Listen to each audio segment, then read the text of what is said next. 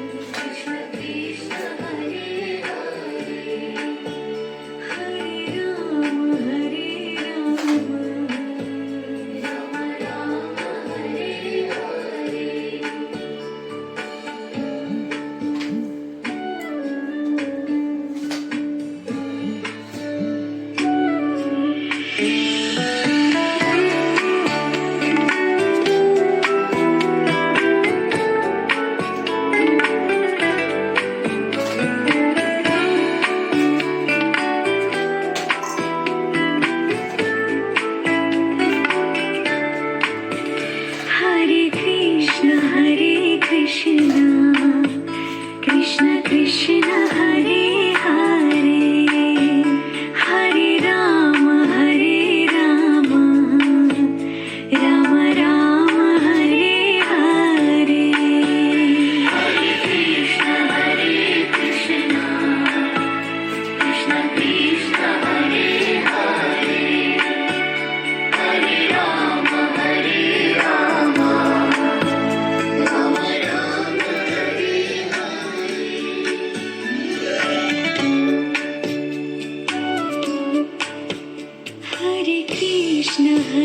Krishna Krishna Krishna Hare Hare Hare Ram